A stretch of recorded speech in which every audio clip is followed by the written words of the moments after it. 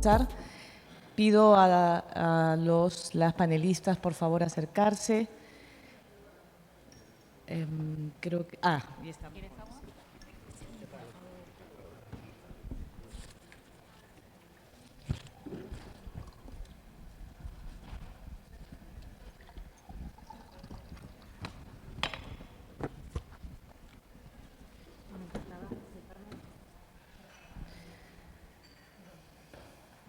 Buenas.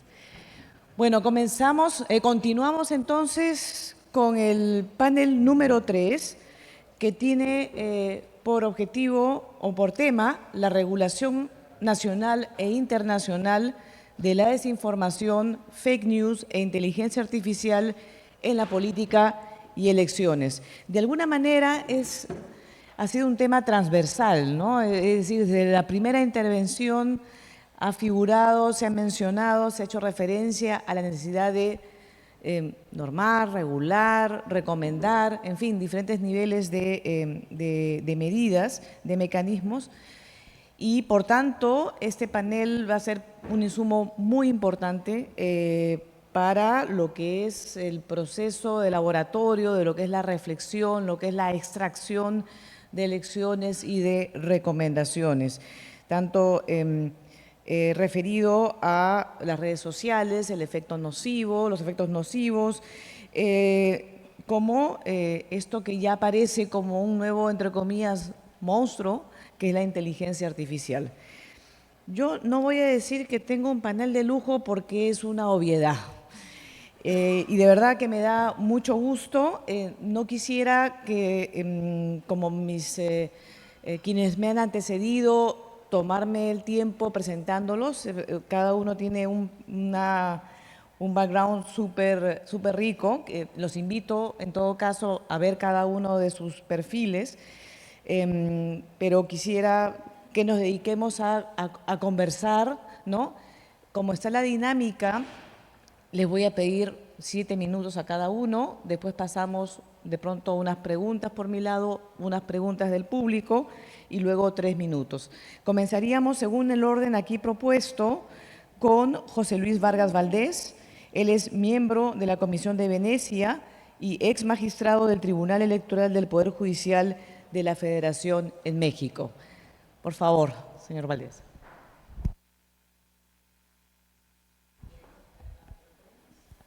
¿Se escucha? Ahora sí. Muchísimas gracias, muy buenos días a todas y a todos. Muchísimas gracias a la ESID por la invitación y por supuesto a IDEA Internacional y a mi querido colega y amigo Daniel Sobato. Tal como ya me presentaron, yo tengo escaso un mes que salí de la magistratura del Tribunal Electoral, fui presidente de dicho organismo, pero digamos adicional a eso, y hago este recuento porque efectivamente como juzgador en la materia me tocó tratar muchos asuntos que tenían que ver con las redes sociales y la desinformación. Adicional a eso, llevo 4 años que siendo miembro, como ya me habían presentado, de la Comisión de Venecia, me han encargado la cartera que tiene que ver con redes sociales, inteligencia artificial y democracia. Para quienes no lo saben, la Comisión de Venecia es el órgano consultivo del Consejo de Europa que se encarga de cuestiones de democracia y de cuestiones vinculadas con el de Estado de Derecho y problemas, digamos, de índole constitucional. Y entonces ahí he podido ver un poco la evolución que ha presentado este tema, básicamente señalando que pues todas las nuevas tecnologías, pues como su nombre lo indica, son nuevas, pero van a un ritmo realmente impresionante. De tal suerte que, y quiero hacer un recuento muy breve, en el año 2001 se crea por primera vez en la Asamblea General de la ONU, se crea la Cumbre Mundial de las Sociedades de la Información, y ahí empieza un poco a tratarse el problema de cómo regular estos fenómenos que tenían que ver en su momento con el Internet, es decir, el acceso a Internet como parte de un presupuesto de un derecho fundamental para ejercer otros derechos, y luego se empieza a cobrar una serie de, digamos, caminos vinculados donde aparece la UNESCO también como un organismo fundamental que ha sentado bases vinculadas con una cuestión elemental que es la pedagogía digital, como también una cuestión vinculada con la posibilidad de ejercer derechos fundamentales. Y, digamos, finalmente esta que tiene que ver con lo que se conoce como la universalidad del acceso a Internet y, por supuesto, a las redes sociales. Bueno, todo eso lo voy a concentrar ahora en lo que tiene que ver precisamente con la desinformación. La desinformación parte, y como ya aquí se ha dicho, de un fenómeno que me parece que hay que ver primero la parte positiva, que es la horizontalidad que las redes sociales han permitido en materia de democracia. Es decir, la capacidad de que ciudadanos que antes nunca habían tenido la capacidad de ser escuchados, hoy puedan ser escuchados y pueda haber una interlocución y una intercomunicación con políticos y actores de primer nivel. Partiendo de esa base positiva, pues efectivamente existen los efectos nocivos, y uno de los principales problemas que tienen que ver con la regulación es el enorme problema que tiene a partir de la concepción tradicional que nosotros y toda la humanidad tiene del derecho. Es decir, el derecho positivo generado como una concepción de soberanía, Estado, territorio, población, cuando vemos que esto es un fenómeno de carácter global donde no existen esos parámetros, y entonces eso desdibuja al derecho. De ahí que los principales esfuerzos hasta el día de hoy estén más en el terreno del soft law. ¿Qué quiere decir esto? A partir de la adhesión a principios y prácticas donde pues, digamos, se trata de una cuestión no vinculante, sino de una cuestión voluntaria. ¿Y por qué ha sido así? Porque todos estos organismos que he mencionado, es decir, el Consejo de Europa,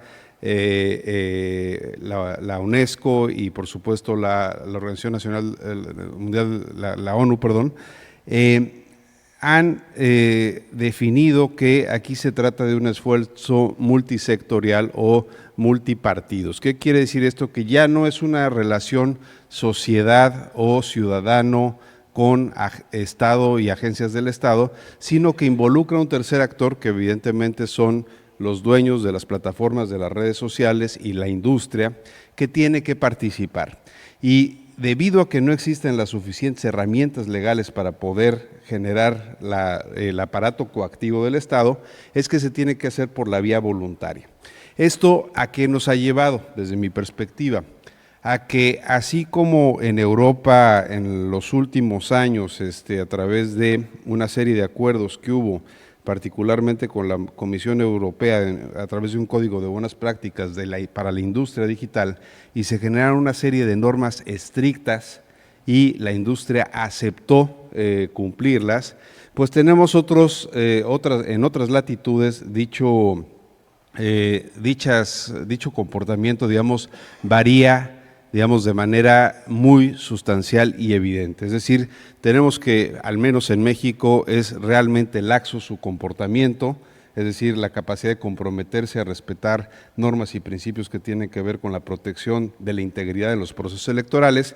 Tenemos que en Brasil, que yo creo que es el país en Latinoamérica más evolucionado en términos de monitoreo y en materia de los alcances que ha hecho a nivel legislativo con la industria, y tenemos una región amplísima en todo Centro y una parte de Sudamérica donde es un terreno básicamente, no digo ilegal, sino alegal, es decir, lleno de vacíos normativos que se tienen que suplir. ¿A qué me lleva esto? A que precisamente muchos de los problemas y de las cuestiones que han sido concretamente presentados y casos pues que incluso todos conocemos, Cambridge Analytica y muchos otros fenómenos similares, pues que se tienen que ir regulando a través de la interpretación judicial. Eso evidentemente no es lo óptimo es que exista una legislación, primero nacional, luego que exista una homologación en la legislación a nivel internacional, y luego evidentemente que se generen normas, es decir, llámese convenios y tratados internacionales que puedan ser parte los países que se consideran de un nivel democrático, digamos, comprometido. Eso yo les diría ya para concluir, el único que lo ha logrado, que va en vías de lograrlo, es Europa a través de una ley sobre la gobernanza digital.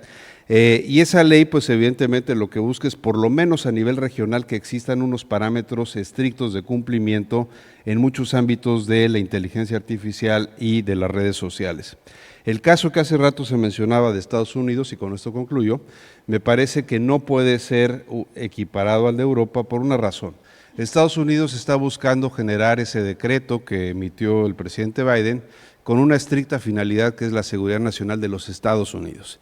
Y si eso quiere decir que el resto del mundo siga con información falsa, a ellos no les importa. Lo que ellos quieren ser es líderes del mercado y tener el control de, evidentemente, de todo lo que tiene que ver con los secretos de la inteligencia artificial para un fin, insisto, de defensa principalmente. Muchísimas gracias y estoy a sus órdenes para las preguntas y respuestas. Gracias, José Luis. Muy, muy interesante. Nos has puesto has hecho la foto, ¿no? En términos normativos, nos has hablado del terreno alegal en la que está la mayoría de los países de la región, la complejidad que significa el gran reto para el derecho de sacudirse de sus vestimentas tradicionales, esta idea del Estado soberano anclado en un territorio, ¿no? Y cómo el tercer actor, que es esta industria de las plataformas, desdibuja y obliga a una adecuación urgente. Quisiera continuar y después pasamos a las preguntas con nuestro segundo panelista, que es Humberto de la Calle, senador y vicepresidente de la República de Colombia. Yo diría, me permito decir además, un respetado referente político de Colombia. Así que para mí es un honor pasarle la palabra, por favor. Bueno, primero, mil gracias por esa presentación tan generosa. Me sonrojo un poco. Y me sonrojo más porque, dijéramos, en este salón lo que hay es mucha sabiduría. Luego yo, de alguna manera, quisiera transmitir a ustedes, mi primera reacción cuando me invitaron fue no venir. Porque dije, no, este panel, yo no soy capaz de competir con personas que están desde la perspectiva académica, del estudio de las cifras, de los acontecimientos, de las normas. Un poco lo hacía en una vida anterior, precisamente acompañado de Daniel Sobato, porque hace unos 20 y pico de años, como él lo recordó, pues me desempeñaba más, dijéramos, en ese terreno de la investigación, pero luego el activismo me ha ido sacando de esa capacidad de recopilar datos y por eso primero acepté venir, porque además siendo esta la última presentación de Daniel en IDEA, pues me parecía que era también una manifestación de aprecio. Daniel nos ha enseñado hace 3 décadas o más todos los meandros y las vicisitudes de la ciencia política comparada, lo que ha ocurrido en el terreno del sufragio, en fin. Luego me sentí comprometido más que todo para venir a saludar a Daniel.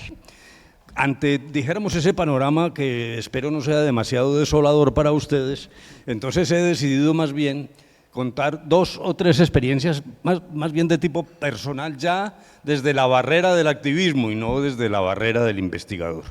El que me parece más protuberante es el siguiente.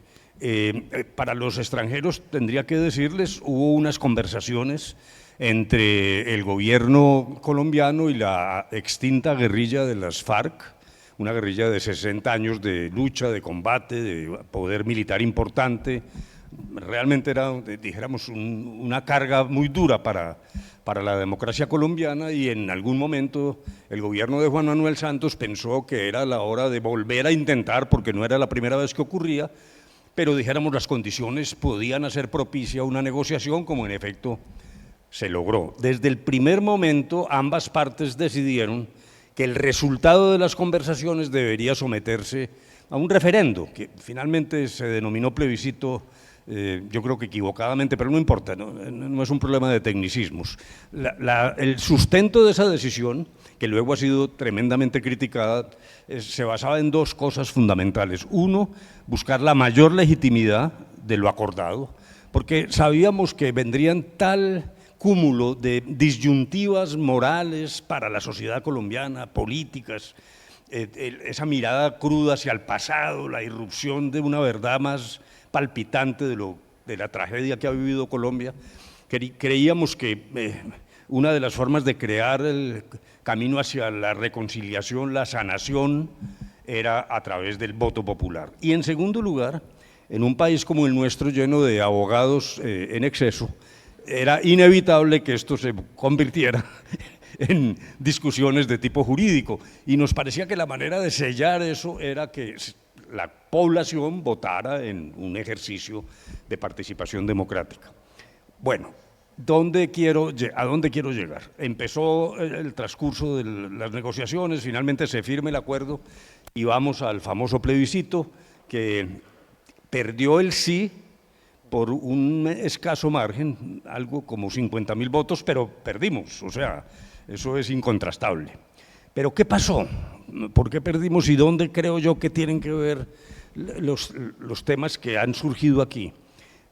En cierto momento optamos a ambas partes por acudir a la idea de lo que llamamos enfoque de género.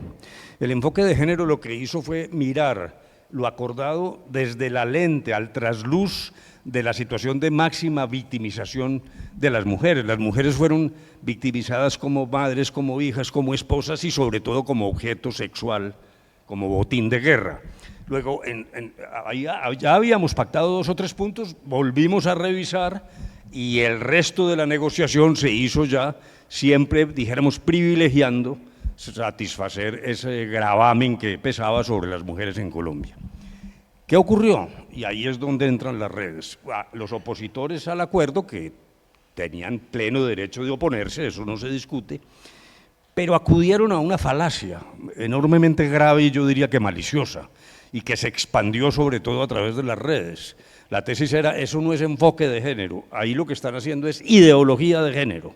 Luego, lo que va a venir es la destrucción de la familia. En La Habana, con las FARC, están destruyendo la familia tradicional en Colombia.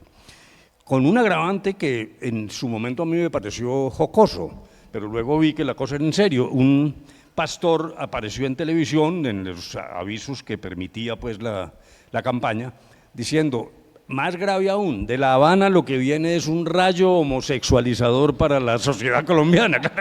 Bueno, entonces realmente a mí me pareció que era una cosa tan chistosa que no iba a tener ningún efecto, pues no.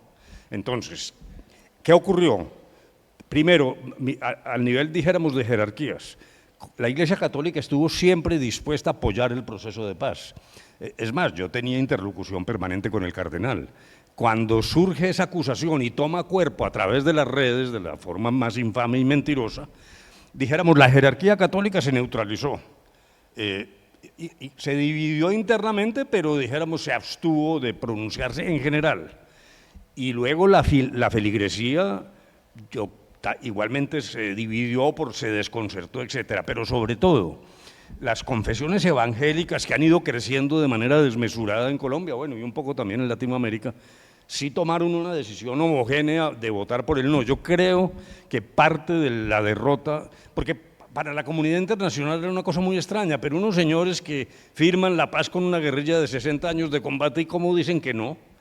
Muy bien, claro, había razones, sin duda, y es una discusión que de alguna manera está vigente, pero creo yo que lo que sí ocurrió es que esta utilización malévola y la expansión a través de las redes fue creando un escenario extraordinariamente adverso y dijéramos era la primera experiencia, ya voy a abreviar, que quería comentarles. Y una pequeña mirada desde el otro lado. Dijéramos, yo soy bastante pesimista sobre lo que pueda ser la regulación. A mí me parece que estos temas, sobre todo siempre con el riesgo de caer en la censura y además una censura ineficaz, lo que tenemos es un gran desafío, pero a veces hay pequeñas decisiones que tienen impacto incluso aún no pensado inicialmente.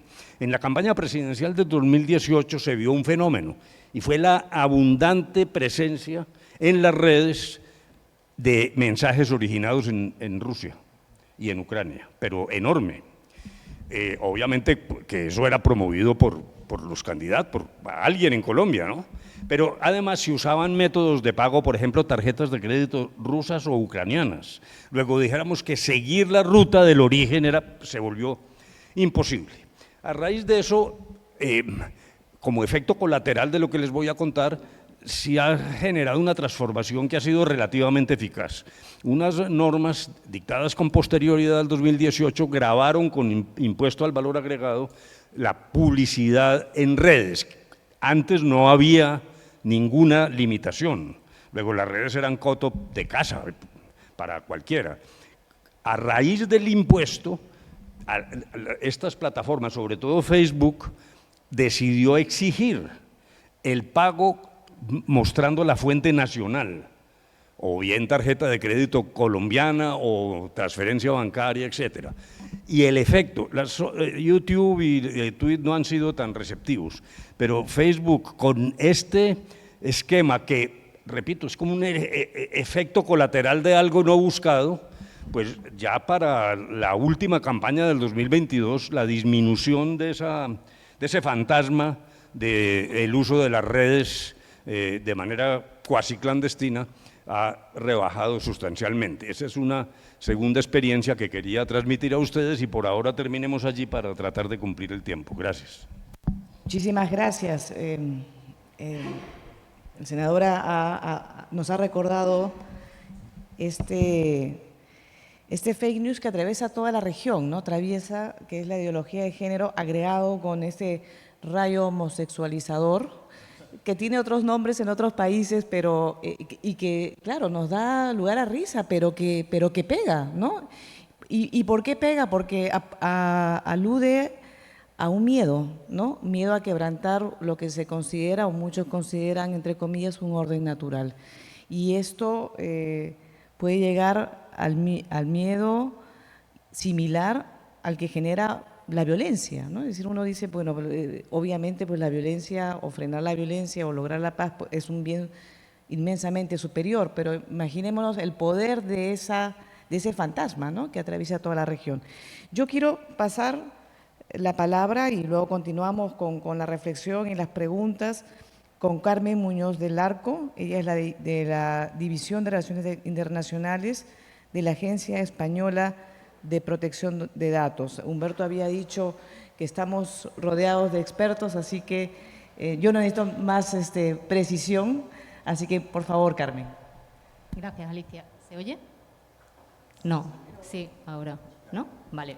Gracias, Alicia. Bueno, muchísimas gracias a IDEA Internacional y a la ECID por la oportunidad de estar aquí en este interesantísimo seminario, la verdad, y súper actual, ¿no?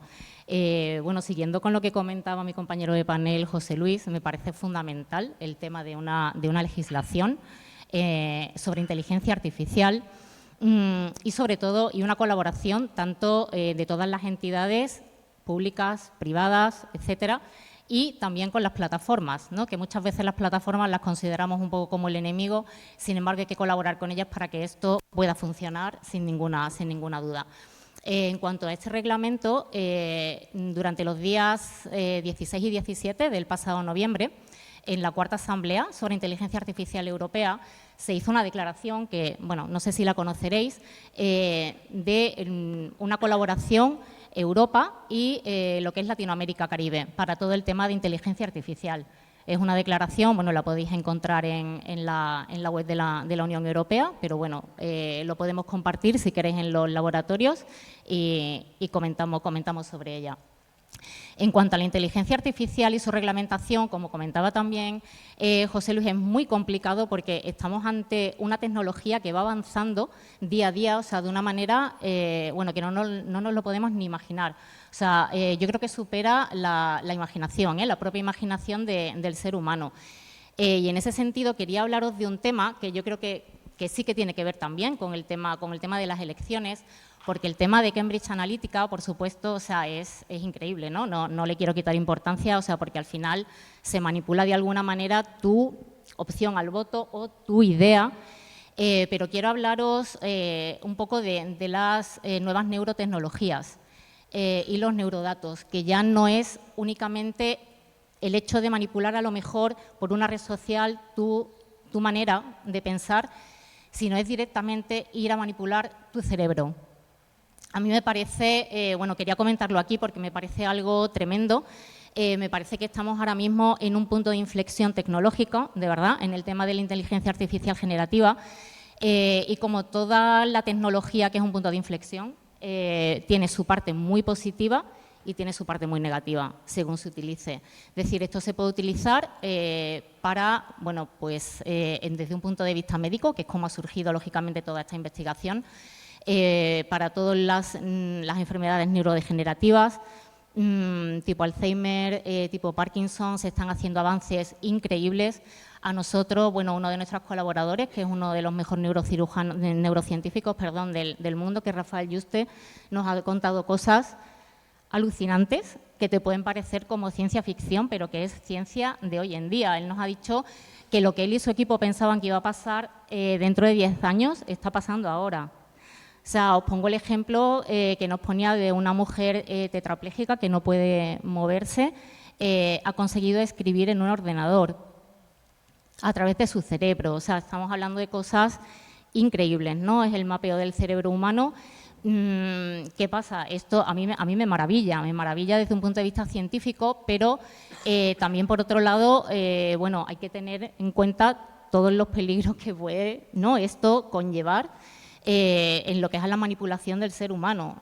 Ya no, te voy a convencer a través de una red social de a quién votas, sino es que realmente estamos hablando de la propia identidad del ser humano, ¿no?, de cómo piensas, de cómo actúas.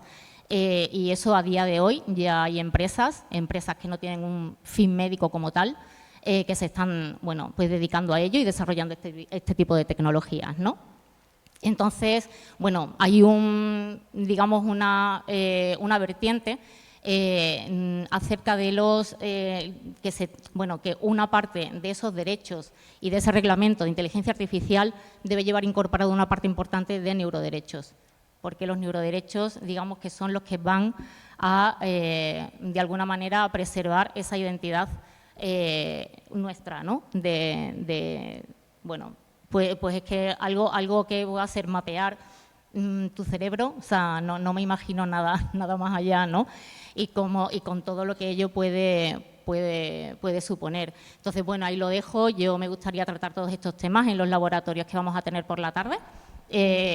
A ver si es posible. También quería comentaros, ya que estamos en la región, que se ha formado un grupo de trabajo. Todo esto lo estamos trabajando en la Agencia Española de Protección de Datos, es la Secretaría Permanente de la Red Iberoamericana de Protección de Datos. A finales de septiembre celebramos nuestro 20 aniversario en Guatemala, en la ciudad de La Antigua, que fue donde se fundó, y se crearon 4 grupos de trabajo que, bueno, os comparto aquí porque, aparte de las autoridades nacionales de protección de datos, cualquier empresa, cualquier organización que esté interesada en este tipo de, bueno, pues de investigación o de pertenecer a este grupo de trabajo, cualquier organismo internacional, empresa, ya hablaremos, claro que sí, yo voy a estar aquí 2 días. Y bueno, esto os lo comento muy brevemente, ¿vale?, porque no sé cómo voy de tiempo. Serían sobre ChatGPT, sobre WorldCoin, que no sé si lo conocéis o conocéis la empresa. Bueno, lo podemos hablar en los laboratorios. Es una empresa bueno, que te escanea el iris por un dinero y se lleva esos datos. No se sabe dónde, no se sabe para qué. Los datos de tu iris. O sea, increíble, donde está toda tu información de toda tu salud. Bueno, es una huella digital, como sabéis, ¿no? Nuestro iris. Bueno, pues te lo escanea. Están en centros comerciales como si fuera un tío vivo. La gente va, se escanea el iris, le dan un dinero y, bueno, y ya está. Entonces, a mí me parece tan increíble, es un desconocimiento, ¿no? O sea, no es que la gente esté loca, yo creo que la gente realmente no sabe lo que hay detrás, ¿no? Bueno, es otro de los grupos de trabajo que tenemos, el de neurodatos y el de violencia digital y salud digital, que bueno, me encantaría hablar del tema de salud digital y de menores y todo lo que se está haciendo y las herramientas que estamos generando y cómo podemos colaborar tanto en la red iberoamericana como también con Europa en estos laboratorios que vamos a tener, porque ya no me da tiempo a contar nada más, ¿no? Vamos a tener luego una segunda vuelta. Vale. Bueno, si ya estábamos Muchas gracias. preocupados, Carmen ha introducido un nuevo monstruo, que es el tema del neurodatos, y efectivamente creo que con la idea de neuroderechos nos está dando la vuelta no solamente a mirar las herramientas, los objetos, los mecanismos, sino una perspectiva desde el yo, desde la persona, ¿no? A estos problemas. Así que es una vuelta de tuerca muy importante. De verdad que cuando yo pensaba efectivamente en tema de ciencia ficción, tú hablabas y yo pensaba en Mary Shelley y en Frankenstein, más o menos a ese nivel. Bueno, vamos a terminar esta primera ronda con también nuestro cuarto invitado, Roberto Heischer. Él es investigador en el Observatorio de Reformas Políticas en América Latina del Instituto de Investigaciones Jurídicas de la UNAM. Así que, por favor, Roberto, te damos la palabra para esta última intervención de este panel. Gracias.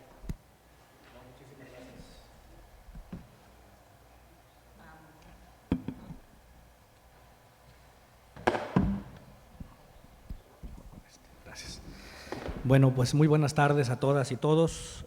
Agradezco su atención, agradezco la invitación desde luego a la Cooperación Española y a IDEA, particularmente a Daniel y a mi amigo Carlos González. Muchísimas gracias a Catherine también, desde luego por la invitación. A ver, fíjense que este fenómeno le voy a llamar crisis de la verdad porque tampoco hay consenso si es desinformación, manipulación. Veíamos hace ratito sobre estos conceptos que luego suelen complicarse por la polisemia de las palabras y eso implica también cierto grado de confusión. Pero déjenme plantearlo así, esta es una crisis de la verdad, como lo decía Sofía Rosenfeld, es decir, es una crisis que ocurre en democracia, pero no es una crisis de la democracia, pero si no la resolvemos con el tiempo se puede convertir en la crisis de la democracia.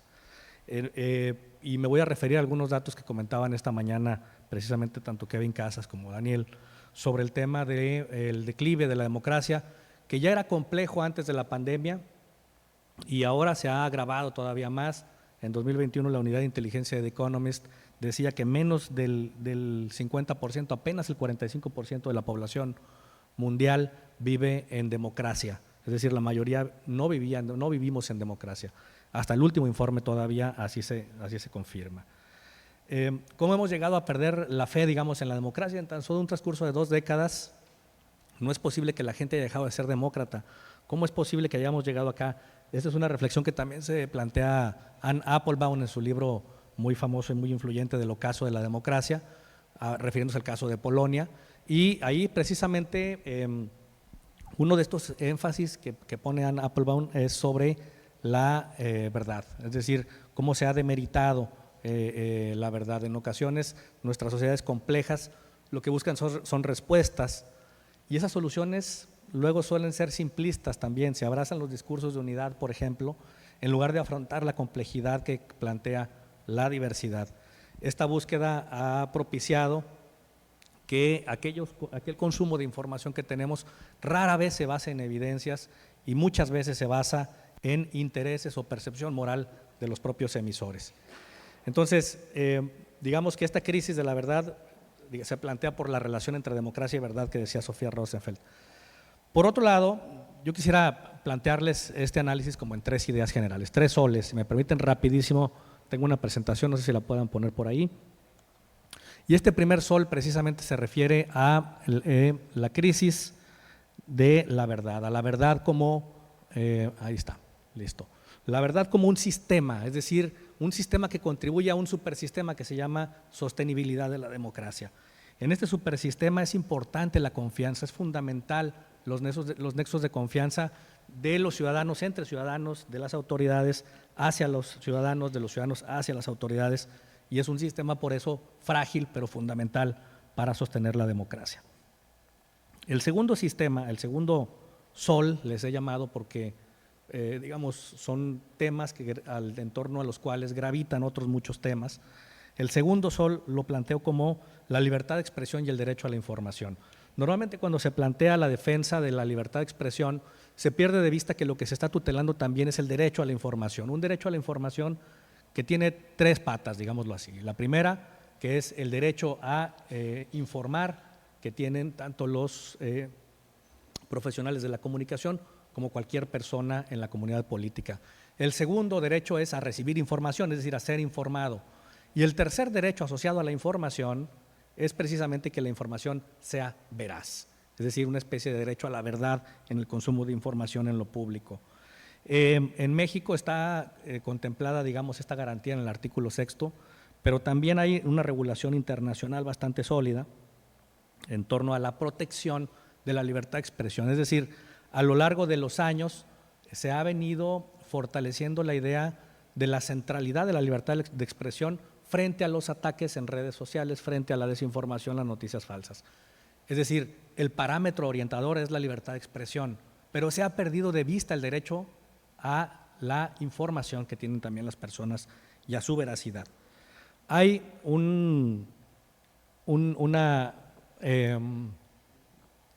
una relación muy interesante que planteó los relatores, el especial de Naciones Unidas para la Libertad de Opinión y de Expresión, y también el relator especial de la Organización de Estados Americanos para la Libertad de Expresión y la Relatoría Especial sobre la Libertad de Expresión y Acceso a la Información de la Comisión Africana de Derechos Humanos en marzo del 2017. Ahí menciona que digamos, la desinformación y la propaganda afectan intrínsecamente a la democracia, erosionan también la credibilidad de los medios de comunicación tradicionales y, si me lo permiten, de un elemento central también, el sistema de partidos políticos. Es uno de los principales afectados con el mecanismo también de desinformación, pero nada más que es un sistema que también a veces milita contra sí mismo, es decir, buena parte de los ejercicios de desinformación también provienen de esos actores que se encuentran en el sistema de los partidos políticos. Bueno, a este fenómeno de dificultad de regular lo que es difícil porque no es asequible, se le suma también el fenómeno ya de la inteligencia artificial, y ahí pues existen esfuerzos internacionales, esto que se decía de la Comisión de Europa con estas propuestas del Reglamento General para la Protección de Datos. También, sin embargo, se han identificado por parte de la comunidad científica, aquí sí, la necesidad de poner puntos claves y poner atención en muchos puntos clave, que son, por ejemplo, algunos de ellos, la responsabilidad en los algoritmos de la inteligencia artificial, la privacidad de datos personales, uno muy importante, la equidad y la discriminación algorítmica, que ya se decía por acá. Si con las redes sociales y la inteligencia artificial ya existía la nanosegmentación, ahora imagínense cómo se va a amplificar la potencia de discriminar con las redes sociales, con la inteligencia artificial. Bueno, el tercer sol y último, me voy muy rápido porque estoy sobre el tiempo, es la educación y el pensamiento crítico. En este tercer sol, permítame así plantearlo, es parte de la respuesta, según mi opinión. ¿Por qué es parte de la respuesta? Porque digamos que el mundo tiene dos paradigmas hasta ahora conocidos cuando se habla del tema de redes sociales. Por un lado, el paradigma de la prohibición y la sanción, y por el otro, el paradigma de la construcción de capacidades y la cultura cívica para el ejercicio ciudadano en un entorno de posverdad. Ya lo decía Jaime hace ratito, es decir, ahí hay formación específica para el mundo de la posverdad, es fundamental, formación ciudadana. Y bueno, aquí es importante hacer notar que existen esfuerzos, pero son esfuerzos todavía aislados. Es decir, si algo se puede homogeneizar es la política pública de educar.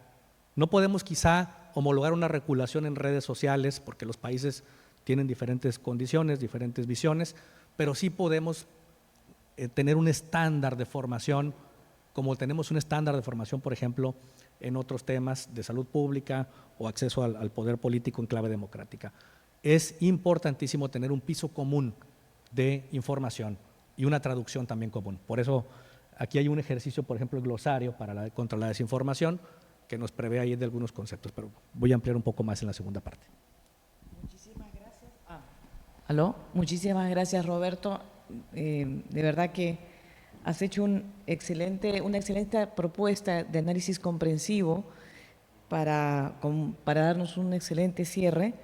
Primero, este primer sol, como tú le llamas, que es esta idea de la verdad como sistema, de la sostenibilidad de la democracia, y como si este sistema no funciona, lo que va a estar en crisis es la democracia misma, ¿no? El segundo es esta dicotomía, a veces aparecida como oposición, pero estos dos factores que deben ser vistos uno junto al otro o uno frente al otro, que es la libertad de expresión y el derecho de la ciudadanía a la información. Las dos caras tienen que ser vistas conjuntamente, ¿no? Y dentro de esto has puesto en la mesa nuevamente el tema de los algoritmos, ¿no?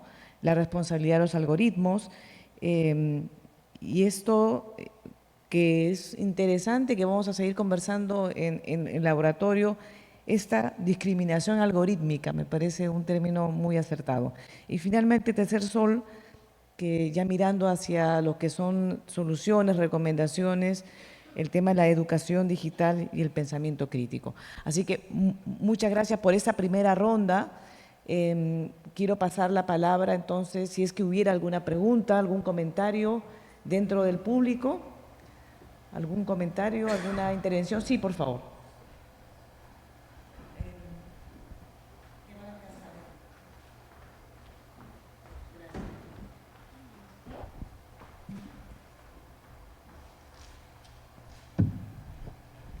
Bueno, buenos días. Quisiera preguntar, bueno, también a modo de comentario y al final una pregunta. Aquí estamos tratando un tema en común, que es justamente el tema de las democracias fatigadas, de las que sufre en su mayoría América Latina. Y estas democracias fatigadas tienen un origen, que es justamente lo que trataba Nuria, que es la desconfianza en las instituciones democráticas. Y justamente esta desconfianza en las instituciones democráticas partía de la desconfianza hacia los representantes elegidos democráticamente. Tal como decía Nuria, también hablaba de esa falta de integridad que justamente propicia la desconfianza en las instituciones democráticas y por lo tanto en la misma democracia. Así que estamos hablando de una desconfianza en la democracia representativa. En este sentido, quisiera hablar de que pues, justamente enfrentamos una crisis de la democracia representativa. Y esto tiene otro tipo de circunstancias. Por ejemplo, en Colombia, esta democracia representativa ha traído a colación de que candidatos populistas y outsiders suban al poder con aspiraciones claramente dictatoriales, no esconden justamente cuáles son sus aspiraciones, y esto creo que trae una consecuencia para las instituciones y para el Estado de Derecho.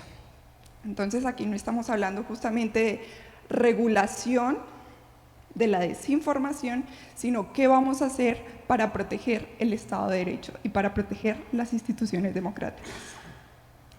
En este sentido, es justamente algo que me parece importante rescatar, es cómo protegerlas a través de un proceso menos representativo y más deliberativo. En este sentido, cómo legitimar justamente ese proceso democrático desde la democracia deliberativa, que justamente es lo que va a proteger el Estado de Derecho. Entonces, es una discusión mucho más de fondo, porque acá no estamos hablando solamente de desinformación, sino de la supervivencia de las instituciones democráticas. Muy bien, gracias. Muchas gracias. ¿Alguna otra comentario, pregunta? Por favor. Sí, no, simplemente a raíz de esta intervención, con la que estoy fundamentalmente de acuerdo, me parece que una de las cosas que debemos plantearnos es la capacidad de los sistemas electorales de adoptar, incorporar innovaciones democráticas que estén en consonancia con las nuevas realidades impuestas por una economía, una sociedad, una política en la cual lo digital ya no es un accesorio, un medio de comunicación, sino es un verdadero organizador de la vida, de los sentimientos, de las expectativas, de los mercados, y seguimos con instituciones básicamente heredadas de un cierto momento del siglo XX, pero para nada adaptadas al cambio. Entonces, esto de la inteligencia artificial, que lo comentamos en la mañana, va a significar una transformación realmente, es decir, ya hemos vivido revoluciones y todo tiene una velocidad enorme. Es decir, cuando comenzamos con Gabriel García Márquez la Fundación GAO, que se llamaba Fundación Nuevo Periodismo, en 1994, no había, a duras penas había unos celulares que eran eran teléfonos móviles para la comunicación, pero no teléfonos inteligentes. Y hemos visto surgir todo esto en los últimos 30 años a una velocidad enorme. Pues lo que viene ahora va a ser todavía más rápido. Y hay definitivamente un desacompasamiento entre las instituciones, la velocidad del cambio tecnológico y francamente creo que todo eso nos obliga a apostarle a la innovación democrática, no solo institucional, sino de formas de concebir la democracia que no se deben quedar solamente en la democracia representativa, así como tú dices, deliberativa, etcétera, pero hay una cantidad de formas de participación que van a ser exigidas, porque entre otras cosas ya bien sabemos que vivimos en medio de una guerra enorme de versiones digitales, pero también en medio de una frustración creciente, y el problema de la confianza es prácticamente de todos los sectores, no solo de las instituciones electorales. Y vamos a seguir conviviendo con esa situación. Eso un poco quería pues muchas gracias. Añadir. Gracias. Carlos, y de ahí pasamos a la última ronda de los panelistas. Muchas gracias. Bueno, siguiendo los dos comentarios anteriores, Carlos González, Idea Internacional en Panamá, la verdad es que la exposición de Carmen pues es punto menos que interesantísima, por si no es que muy preocupante. Quizá el próximo seminario tendrá que ser sobre neurodatos y neuroderechos, porque ya es una nueva generación de asuntos convocados para este seminario y que pone en otro contexto radicalmente todo lo que se está discutiendo. De por sí estamos sorprendidos y tratando de responder con rapidez a algo que va mucho más rápido que nuestra propia capacidad de comprensión, por lo menos institucional. Pues ahora este asunto nos pone en otra dimensión, en otro sol, quizá diría mi querido Roberto. Bueno, mi pregunta es muy concreta: ¿y cómo se pueden defender, tutelar, incluso ejercer los neuroderechos en esta nueva tuerca, nueva vuelta a la tuerca? Yo creo que mi también querido José Luis, desde la Comisión de Venecia, pues esto, no sé, después de lo que escuchamos de ti, muy sintéticamente también pone como una nueva agenda, o la agenda en una nueva circunstancia. Ya no se trata, como diría don Humberto, solo de que un ministro de culto se ponga ahí a revisar sobre los rayos que vienen, sino los rayos que van, más bien, ¿no?, a partir de esta nueva circunstancia. Muy interesante, muchas gracias. Muchas gracias a las tres personas que han intervenido con muy pertinentes comentarios y preguntas. Creo que en buena medida lo que se está haciendo es poner o plantear la democracia en el corazón de la discusión normativa, es decir, más allá del problema per se, de los instrumentos, una regulación pensando que lo que estamos tratando de salvaguardar es la democracia. Se ha hablado de innovación democrática y yo quisiera recordar una pregunta un poco más sencilla, digamos que es, bueno, sencilla aparentemente, que está acá entre las preguntas, que dice, nos pregunta, digamos, qué normativas se están mostrando ser más eficaces y por qué. Entonces les doy la palabra, 3 minutos a cada uno de los ponentes. Gracias. Gracias. A ver, empiezo de atrás para adelante con lo que mencionaba Carlos González. A ver, yo creo que no podemos hablar de nuevos derechos como este neuroderecho. Es decir, los derechos fundamentales existen y aquí lo que estamos hablando es cómo las tecnologías digitales están tocando derechos y estos derechos en realidad lo que está sucediendo es que entran en colisión frente a un nuevo fenómeno que es el espacio público digital. Desde esa perspectiva, al ser finalmente público ese espacio, es que exige una regulación. Esa regulación lo que implica, y si ustedes han escuchado esta mañana, hemos hablado, de pronto nos enfocamos en la libertad de expresión y decimos es que solo puede existir el preámbulo de las garantías es el respeto a la libertad de expresión y eso dicen todos y cada uno de los tratados internacionales y digamos instrumentos que mencioné empiezan con la libertad de expresión.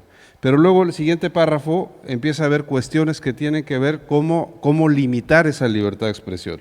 Y esa libertad de expresión efectivamente es donde hoy está, digamos, generándose ciertos dilemas realmente fundamentales. Un dilema, por ejemplo, es, y se los planteo porque ha sido cuestiones de estudio, ¿yo no tengo derecho a recibir mentiras? ¿O a transmitir y a publicar mentiras? Pues sí lo tengo. Otra cosa, es decir, como ciudadano, otra cosa es que eso entre dentro del espacio público y dentro del espacio electoral y que esas mentiras, digamos, orquestadas o institucionalizadas, generen una cuestión que genere una desinformación colectiva que pueda afectar la libertad del sufragio. Pero, digamos, todo esto se los planteo para que vean los dilemas en los cuales está la sociedad, en los cuales venimos defendiendo los últimos 30 años un principio básico de derecho a la libertad de expresión como bandera o carta de triunfo, y hoy estamos, digamos, en algunos aspectos contradiciendo mucho de eso que se dijo. Al final, y con esto concluyo, me parece que tenemos, y voy por donde iba alguna de las preguntas, tenemos que reinventar las instituciones. Las instituciones, desde mi punto de vista, exigen, insisto, primero un parámetro común de cuáles son los compromisos a los cuales por lo menos los países con estándares democráticos se van a comprometer. Eso va a implicar, desde mi perspectiva, creación de nuevas autoridades administrativas que supervisen y vigilen que los proveedores cumplan y las organizaciones como los partidos políticos cumplan con esas reglas, lo que se llama el follow the money, es decir, perseguir el dinero que está destinado para campañas orquestadas de desinformación. Y, en tercer lugar, insisto, una autoridad internacional que tenga capacidad de sancionar a estas grandes corporaciones que en ocasiones se comportan y tienen más poder que el de un Estado-nación. Sería cuanto, gracias. Bueno, yo quisiera partir del comentario que han hecho mis dos compatriotas para tratar de llegar a ver el tipo de soluciones, si es posible tenerlas. Lo primero que parece es, ¿qué es lo que está en crisis, para usar esa palabra? ¿La democracia como núcleo valórico o la tecnología que llamamos democracia representativa? Finalmente la representación es un instrumento, pero la esencia de la democracia está ubicada en un lugar mucho más abstracto y más alto. En particular, como recordaba Daniel esta mañana, la Carta Democrática Interamericana hizo el esfuerzo de ver cuáles son los elementos esenciales de la democracia. Es cierto que probablemente, aparentemente, no esté todavía afectado el núcleo, pero la metodología, la herramienta, lo está, hasta el punto de que, como tú lo dices, puede llegar a afectarlo. Sin embargo, aún así, esa es una visión ligeramente optimista, porque el núcleo está afectado de alguna manera ya. Esa indiferencia creciente, particularmente en las generaciones jóvenes, ese desapego, la falta de acudir al sufragio, y particularmente la forma como hizo crisis el paradigma inicial, yo creo que sí está tocando ya el núcleo y no solo el instrumento. ¿Cuál es el paradigma? Originalmente era el siguiente: todos somos iguales ante la ley, aun cuando no seamos iguales en la vida, por lo tanto todos somos ciudadanos y como tal tenemos la capacidad dentro de una noción republicana de incidir en la toma de decisiones, pero como no todos pueden hacerlo permanentemente, pues entonces surgen dos cosas: los congresos y los partidos, que de alguna manera monopolizan el pensamiento. El Congreso porque era el dueño absoluto del escenario, la política se hacía ahí, y el instrumento, el de la representación, pues queda trunco en la medida en que los partidos, que eran los canalizadores del pluralismo, pues están dando unas muestras de agotamiento que por lo menos en mi país, en Colombia, a mí me parece ya irreversible. Yo creo que el sistema de partidos nuestro está liquidado y han ayudado también decisiones, porque esto no es solo teórico. Ya tenemos nuevamente 38 partidos en un aluvión de personerías jurídicas repartidas como una especie de piñata navideña. Dijéramos que ese es el problema inicial. Pero ¿qué es lo que pasa con esa ruptura del paradigma? Que antes la política era unos señores aquí, supongamos que nosotros somos un congreso, y unos señores allá que nos daban instrucciones o que confiaban en nosotros, etc. Eso está reventado, ¿por qué? Porque ahora se ha roto el escenario monopolístico y entonces hay nuevos actores. Es como si estuviéramos en este teatro y aparecieran actores por aquí, por el pasillo, unos que entran por allá. ¿Que son qué? Son los movimientos sociales y son particularmente las expresiones de una visión identitaria de la democracia, que está afectando realmente es la noción de ciudadano.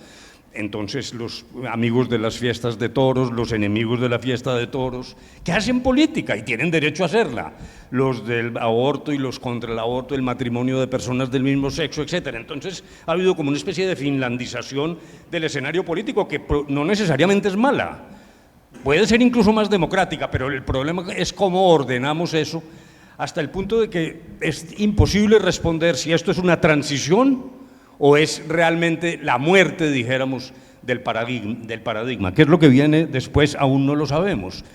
Pero ya hay cosas. Jaime Abello mencionó algo, y mi colega colombiana también. La democracia deliberativa, hay experimentos, pero funciona más que todo a nivel local. Un exalcalde de Bogotá que se llamaba Antanas Mocus hacía ejercicios de presupuestación deliberativa y participativa, pero le funcionaba en los barrios, no ni siquiera en la ciudad y mucho menos, claro, a nivel nacional. Luego surge la tesis de la lotodemocracia, la democracia por sorteo. La primera vez que yo escribí sobre esto, pues se burlaron de mí, dijeron que más o menos estaba un poco loco, pero había cargos en la democracia griega que se nutrían por sorteo. No es para que todo sea sorteado, pero sí puede vigorizar lo que queda de la democracia representativa y puede ser que allí haya, dijéramos, posibilidades. Y en algún momento la tecnología, cuando yo creo que nos decepcionó, mostró un camino que era como una especie de democracia referendaria permanente. En el control de la televisión, entonces poner un botoncito más para votar los referendos. Entonces todos los días a uno le preguntaban y uno mientras veía la telenovela iba votando. Resulta que eso no es viable, pero además es que el problema es que como ahora la tecnología, como lo hemos visto en las redes, está presa del fanatismo, de la emoción, etcétera, y de la banalización de la política, parece que ese no es el mejor camino. Lo grave de esta pregunta es que es imposible responder, repito, ¿esto es una transición hacia nuevas formas de democracia o es simplemente una ruptura total a la espera de qué va a pasar después? Por ahora lo que estamos viendo en la gangrena es algo aterrador, es decir, sí es cierto que el populismo está simplemente destruyendo la esencia misma del Estado de Derecho. En Colombia el presidente actual algún día dijo que es que a él le molestaban mucho los trámites, yo leí la declaración. Claro, a todos nos molestan los trámites y en Colombia son abundantes, entonces es desesperante. Pero realmente lo que él decía no son propiamente los trámites burocráticos, sino los frenos que impone el Estado de Derecho. Realmente era una diatriba contra los controles y la separación de poderes. Luego el lobo está ahí y uno realmente no sabe cuándo va a atacar, ¿no? Muchísimas gracias. Carmen. Muchas gracias. Bueno, primero voy a responderle a Carlos esa duda. Bueno, te lo voy a responder lo que pueda, ¿vale? Porque realmente es una pregunta muy complicada. ¿Cómo se llevan a cabo? A ver, esto, o sea, imagínate, se lleva a cabo la tecnología, la persona que desarrolla la tecnología se da cuenta de lo maravillosa que puede ser y de lo horripilante que puede llegar a ser en las manos equivocadas y decide hacer una fundación que está exclusivamente dedicada a analizar esos derechos y cómo llevarlos a cabo y cómo ponerlos, digamos, sobre papel en una legislación y en un reglamento que se puedan tener en cuenta, ¿no? A todos los niveles, o sea, Estados Unidos, Europa, a nivel mundial. Yo sí creo que hace falta una legislación específica, no a lo mejor una como tal, pero sí incluirlos de alguna manera, porque creo que es algo que nunca se ha tratado y que, por lo tanto, sí que debería de analizarse este tema. ¿Cómo se va a hacer? Ahí están luchando por ello. Por ejemplo, el pasado noviembre se hizo una declaración en León de todos los ministros de telecomunicaciones europeos acerca de neurotecnologías y de cómo llevarlas a cabo. Bueno, es un pasito. O sea, ahí andan. ¿Cómo se puede llevar a cabo de una manera realmente experimental o cómo se puede bajar a tierra todo eso? Bueno, es complicado, pero desde luego esos derechos sí que deberían de aparecer en algún sitio para ser tenidos en cuenta, por lo menos que aparezcan y ser tenidos en cuenta, ¿no? Y luego, respecto a tu pregunta de cómo llevar a cabo, yo no soy muy optimista, ¿vale? O sea, porque al final, bueno, lo vemos porque es que lo estamos viendo. O sea, la Unión Europea le impuso una multa a Meta el año pasado de 5.000 millones de euros. Bueno, y vienen y nos dicen, no, pero ya lo hemos solucionado. Ahora vamos a hacer un Facebook de pago donde pagas 9,99 al mes y entonces ya no tienes publicidad. Es que eso no es la historia. La historia no es que la persona no tenga publicidad, la historia es que no se le rastree, que no se rastree su actividad, que no se rastree sus gustos, que no se le rastreen sus amigos, etcétera, etcétera. Si pagas 9,99 no te rastrean, sí, seguimos rastreando, pero bueno. O sea, a ver, quiero decir, es como un poco, da la sensación de que, bueno, no sé, a ver qué nos cuenta nuestra colega de Meta mañana, pero a mí me da la sensación un poco de que nos toman el pelo continuamente, ¿no? Siento la expresión, pero no es real, no, ya no tienen publicidad, no, es que ese no es el problema. El problema no es que una persona reciba publicidad de algo que le interese comprar, el problema es que está rastreando prácticamente su vida para la persona que se activa en redes sociales, porque realmente se comparte muchísimo. Pues con esa solución que han dado, no, ya hemos cumplido con el Reglamento Europeo de Protección de Datos. No es así. Ellos lo venden así, pero no es así. Ahora mismo hay un proyecto de ley en Reino Unido donde no es un tema económico, porque realmente para este tipo de empresas con esa facturación es un tema económico y una multa económica, pues bueno, no sé hasta qué punto le puede afectar el que sigan su modelo de negocio, ¿no? Que es el que es. Pero sí que afecten, por ejemplo, a su CEO, ¿no?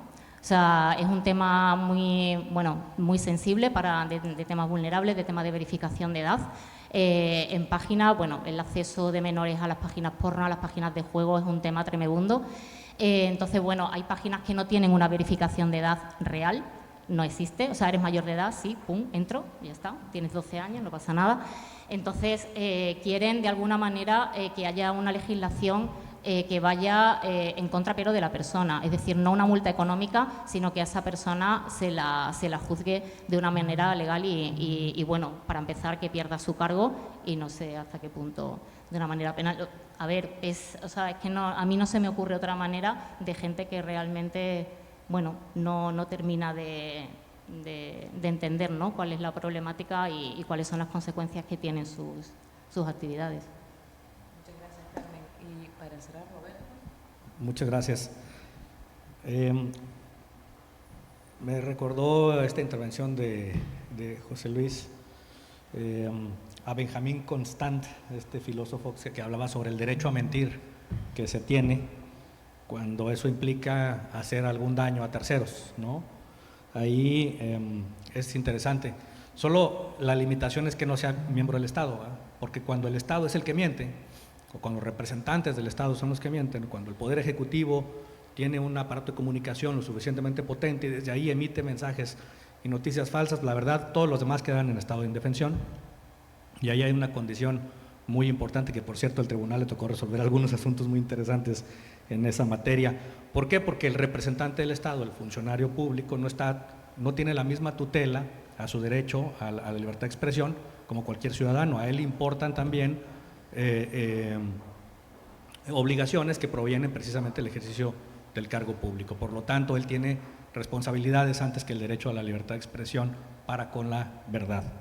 Y bueno, me parece que también es importante, esto coincido en la parte donde se habla es necesario refundar algunas instituciones, crear otras nuevas. Solo también recordar esta parte, senador, la crisis que ocurre cuando lo nuevo no acaba de nacer y lo viejo no acaba de morir. Ahí es el momento de la crisis, porque no se tienen referentes, hay un impasse que no se puede establecer cuáles serán las nuevas líneas de actuación o los nuevos valores.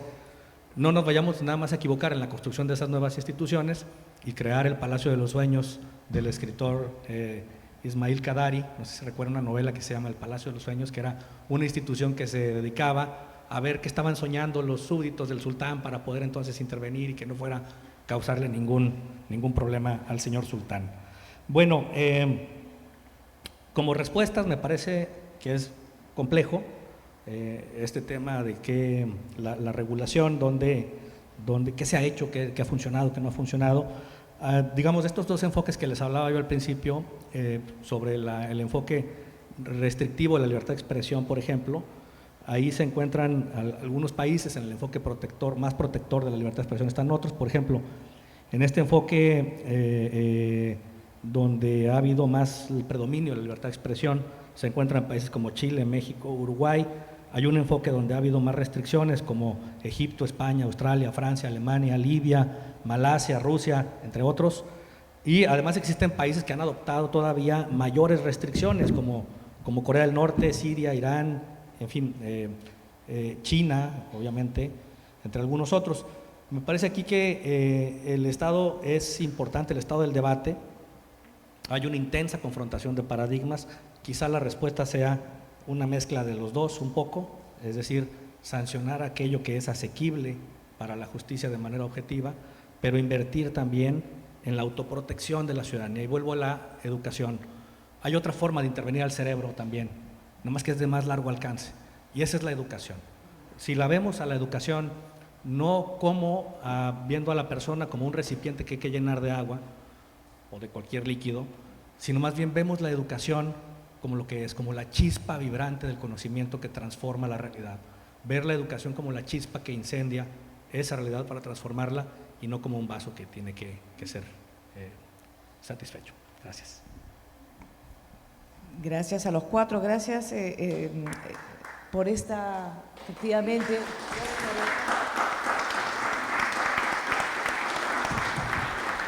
un aplauso de verdad por lo nutrido y rica de la reflexión.